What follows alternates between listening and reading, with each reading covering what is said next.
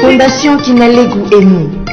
Fondation Kinalegu et nous, une émission du département de communication de la Fondation Kinalegu, une organisation non gouvernementale pour la promotion de la paix, la défense des droits de l'homme et le développement humanitaire. Fondation Kinalegu et nous, une émission en partenariat avec la RTNC Chopo. Une émission que vous aurez à suivre chaque mercredi de 16h à 16h30 et samedi de 19h30 à 20h juste.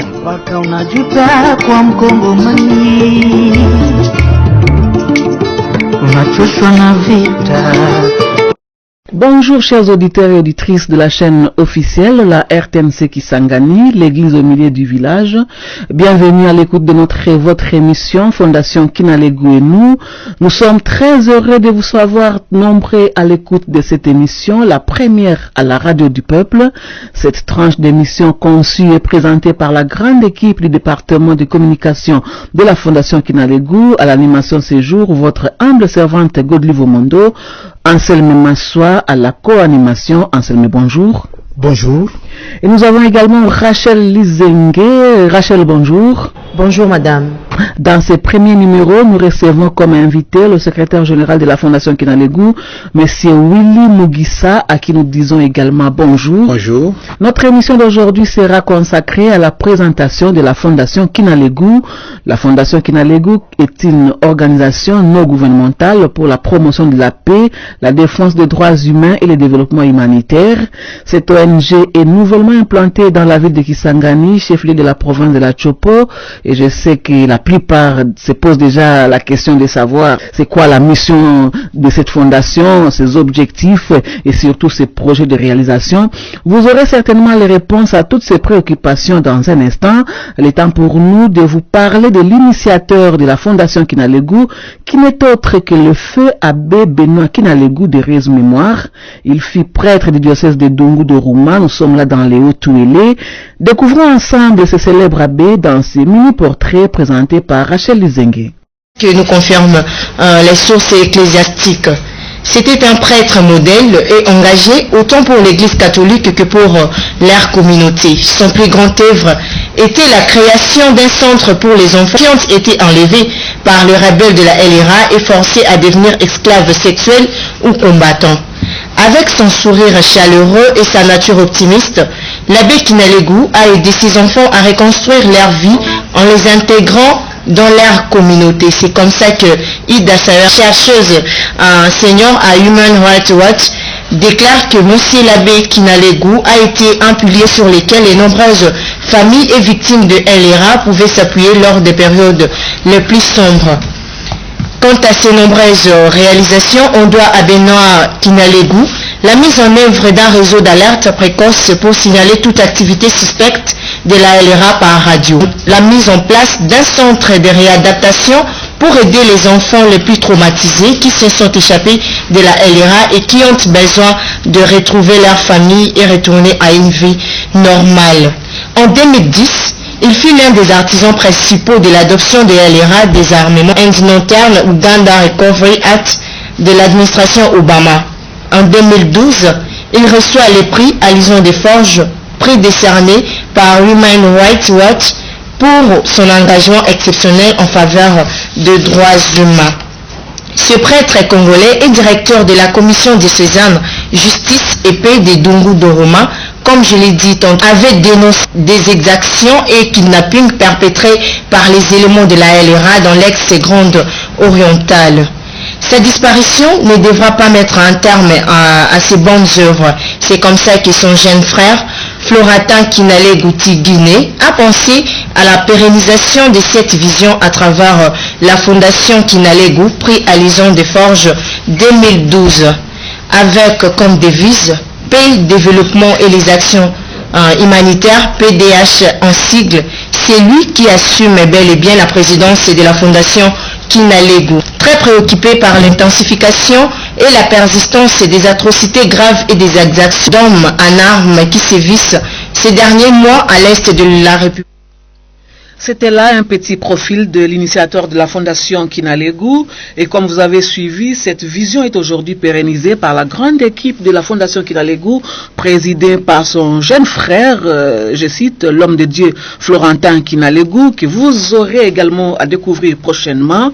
Eh bien, s'il faut entrer dans le vif du sujet du jour, je rappelle que nous parlons de la présentation de la Fondation Kinalegu. Le célèbre abbé rappelé à la félicité céleste le 8 avril 2016 avait déjà tracé les jalons conceptuels derrière pour la promotion de la paix, la défense des droits humains et le développement humanitaire. Mais c'est le secrétaire général Willy Mugisa, encore une fois bonjour. Bonjour. Qu'est-ce qui est devenu la Fondation Kinalegu 4 ans après le départ auprès du père du célèbre abbé Kinalegu? Merci pour la question. 4 ans après, jour après jour, la Fondation se porte très bien. Parce que l'apôtre Tigine Kinalegu Florentin a pris la relève pour honorer son grand frère à titre posthume. Et à l'époque, la Fondation était confinée au niveau de Doruma. Quand bien même les activités étaient au niveau de certains pays africains, notamment l'Ouganda, RCA et au Sud-Soudan. Alors, avec la rénovation de l'apôtre Tigine Kinalegu, la Fondation se porte très bien. Elle est implantée à Kinshasa, où nous avons le siège administratif, et ici à Kisangani, où nous avons le siège social, et à Goma, où nous avons le siège, une antenne, au niveau de la commune de Goma. Voilà la situation actuelle de la Fondation. Oui, monsieur le secrétaire général, quelle est la mission dévolue à la Fondation Kinalegu, et surtout dans ce contexte actuel de crise et de conflits dans notre pays?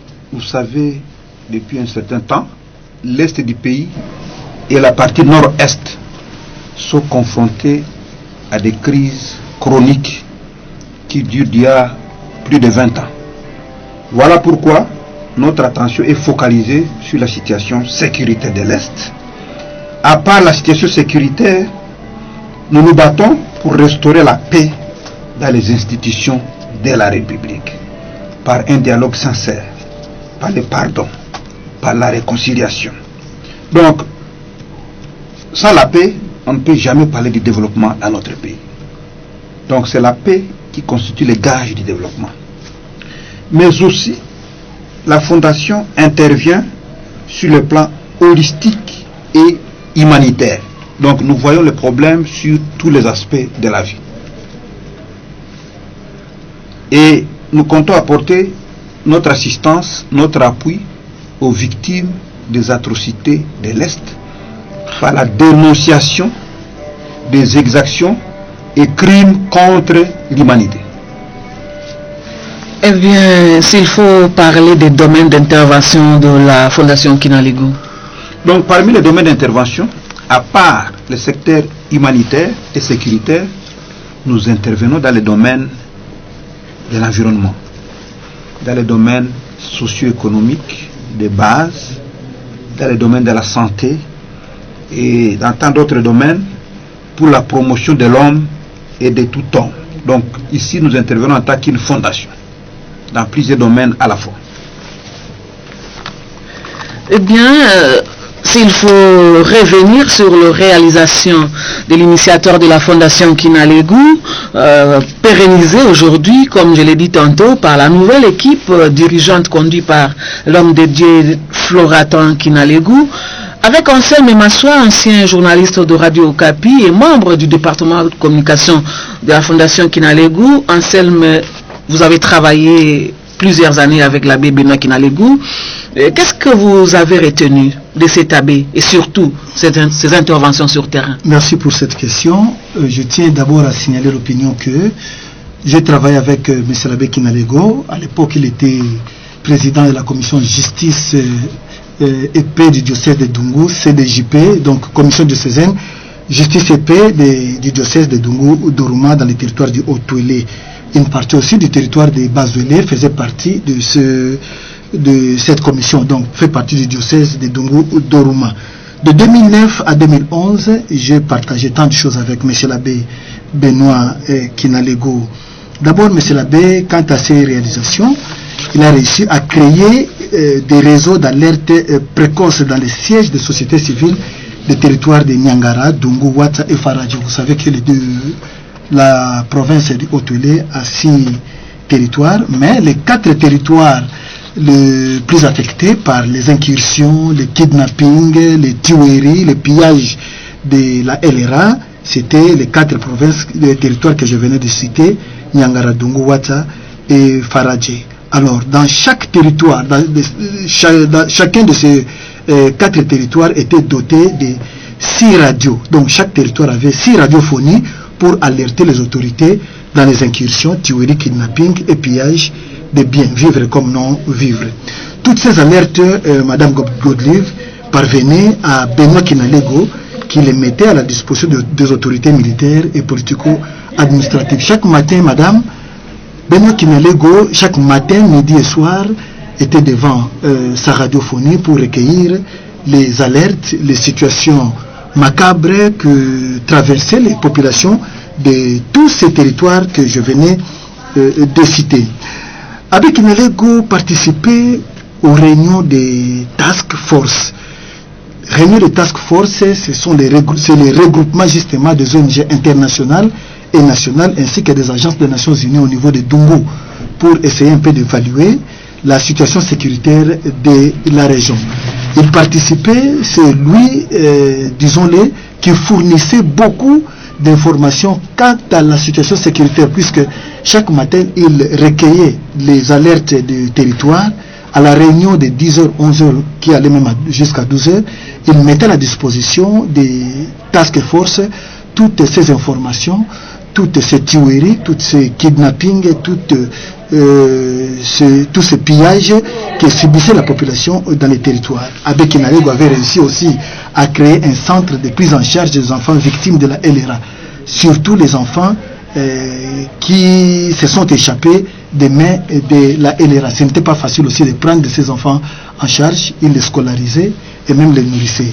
Il organisait des rencontres avec les communautés autochtones dans différents territoires affectés pour lui permettre de recueillir les informations. C'est grâce à ces rencontres que Abbé a réussi à élaborer un cahier de doléances qui lui permettait de plaider auprès des communautés nationales tout comme des communautés internationales. De façon résumée, voilà, ce n'est pas tout, mais voilà ce que Abbé a bâti comme travail de réalisation concrète. Tout à fait, c'était là les œuvres de l'activiste des droits humains, Abbé Benoît Kinalego. Monsieur le secrétaire général, est-ce que ces œuvres-là ont eu de conséquences positives, les retombées même de ces œuvres aujourd'hui dans la région? Aujourd'hui, dans la partie nord-est de la République démocratique du Congo, on parle de moins en moins des exactions de la LRA. Donc les gens ne sont pas kidnappés comme à l'époque. Il y a du calme, mais Joseph Kony est toujours en débandade. Recherché. Il est recherché par la justice internationale. Donc c'est un dossier que l'activiste des droits humains a laissé sur table et que la Fondation compte réactiver. Il doit être rattrapé et déféré devant la Cour pénale internationale. Merci, monsieur le secrétaire général. S'il faut revenir sur l'implantation même de la Fondation Kinalego, nous savons tous que c'est une ONG de portée nationale et internationale. Elle est en pleine implantation en République démocratique du Congo. Elle est implantée à Kisangani, Kinshasa et Goma. C'est quoi la prochaine étape? Donc la prochaine étape, nous avons ciblé au moins 10 autres provinces pilotes. Nous allons nous déployer dans les 10 provinces. Notamment, nous allons conquérir toute la grande orientale, le grand nord Kivu et Lubumbashi, donc le Katanga. Voilà la prochaine étape.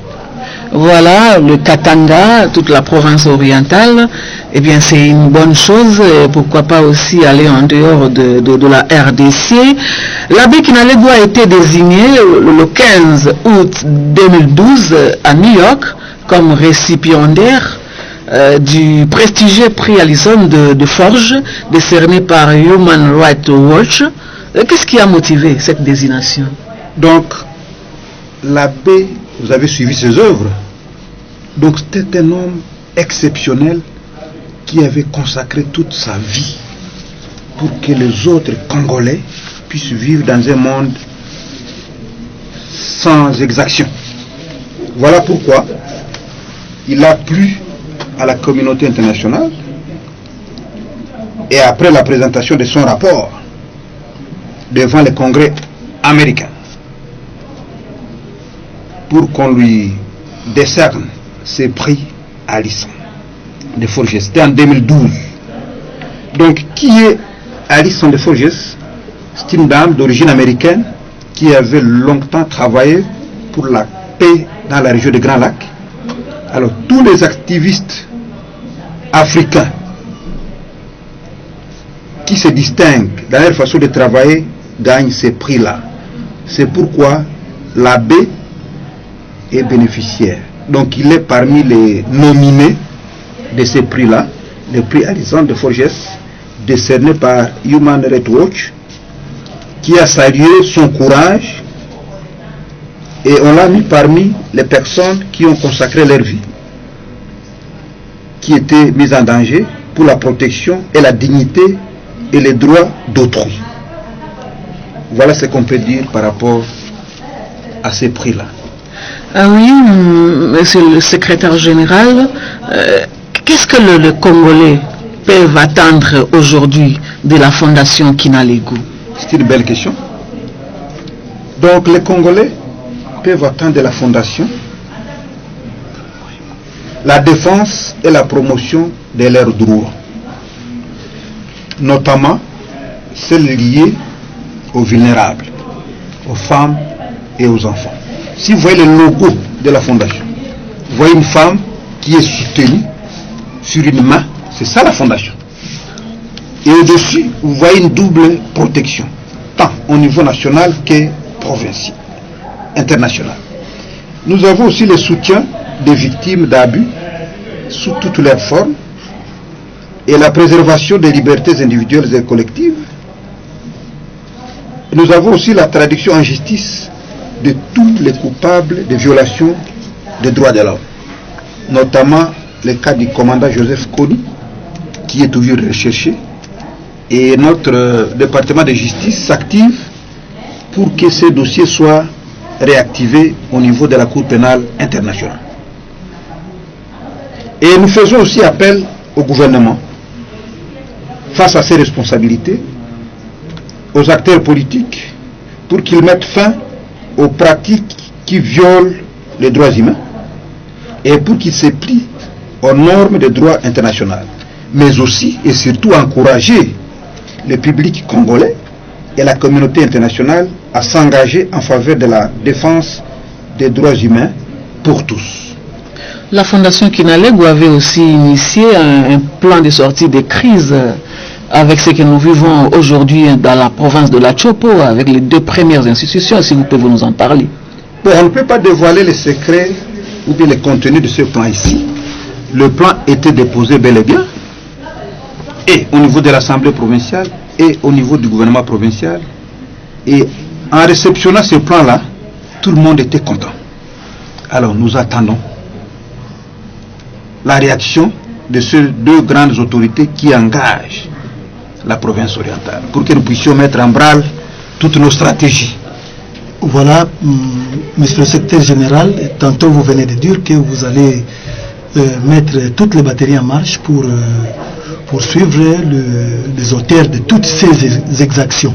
Au niveau de votre bureau, monsieur le secrétaire général, comment vous vous prenez, comment préparez-vous pour mettre les batteries en marche et poursuivre, c'est-à-dire mettre à la disposition des communautés internationales, de la justice internationale, s'il faut le dire, tous ces auteurs des exactions auprès de la population de la région. Donc nous avons un département juridique qui s'en occupe et un département de communication avec lesquels nous tirons toujours les sonnettes d'alarme et nous documentons toutes les situations jour pour jour, pour que le moment venu, nos avocats compétents à la matière puissent activer les dossiers et saisir la justice par rapport à ces crimes-là. La Grande Orientale est vraiment vaste. Est-ce que vous êtes déjà déployé partout pour recueillir toutes ces informations et voir comment mettre un cahier de doléances auprès de votre comité de justice, bien le département de justice? Nous avons des répondants à Bounia, dans les hauts et bas Zouélé, et ici à Kisangani sur place, nous sommes sur terrain. Si vous voyez dans les médias en ligne, nos activités passent et nous tirons toujours les sonnettes d'alarme. S'il faut voir la devise de la fondation, et il y a aussi la défense des droits humains. Comme vous le savez, la plupart de nos populations ne savent pas d'abord on défend ces droits quand on connaît ces droits-là. Qu'est-ce que la fondation envisage pour que la population soit sensibilisée et qu'ils puissent vraiment connaître leurs droits? Donc, l'émission que nous organisons aujourd'hui, c'est une émission qui augure tant d'autres émissions, et les experts de nos départements pourront passer pour éclairer la lanterne de la population par rapport aux violations de leurs droits. Donc, nous invitons la population à venir dans notre office pour entrer en contact avec les cabinets juridiques où on va les accueillir par rapport à leurs doléances et les accompagner. Donc, nous avons le système de la justice Prodeo. Tous nos membres doivent être assistés en justice par nos avocats. Eh bien, nous allons revenir sur l'horaire de nos émissions à la RTNC avec Anselme Massoua. Oui, Godlive, la prochaine émission d'abord pour cette semaine, ça sera le samedi prochain de 19h05 à 19h30 ici à la radio. Nous ne passons pas seulement à la radio, nous passons aussi à la télévision de la chaîne mère, la Radio Nationale Télévision Congolaise, chaque mercredi de 15h30 de 15h jusqu'à 15h30 à la télévision, et le mercredi la même de 16h05 à 16h30 à la radio. Chaque vendredi de 15h à 15h30 à la télévision, et chaque samedi de 19h05 à 19h30 à la radio. Il y a certainement des gens qui souhaiteraient entrer en contact avec la fondation. Comment ils doivent faire? Donc, notre adresse est claire. Nous sommes en diagonale de l'IBTP, sur le boulevard de 30 juin. Et nous avons aussi des dépliants. Et sur le dépliant, vous allez retrouver nos numéros de contact.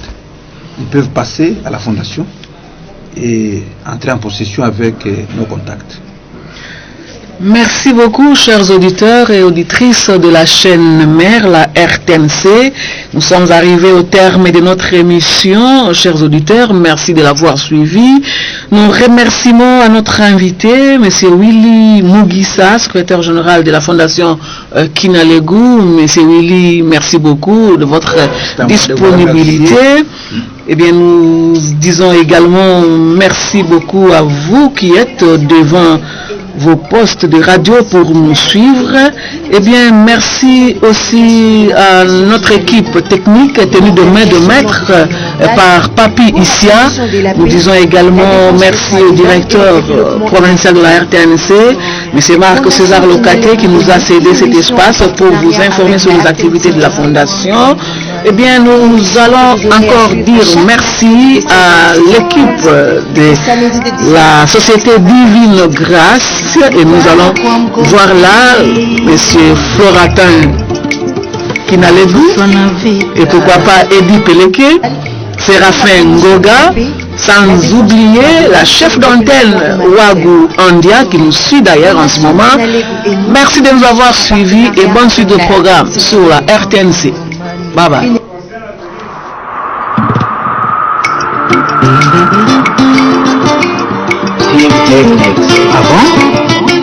Fondation Kinalegu et nous. Fondation Kinalegu et nous, une émission du département de communication de la Fondation Kinalegu, une organisation non gouvernementale pour la promotion de la paix, la défense des droits de l'homme et le développement humanitaire. Fondation Kinalegu et nous, une émission en partenariat avec la RTNC Chopo. Une émission que vous aurez à suivre chaque mercredi de 16h à 16h30 et samedi de 19h30 à 20h juste.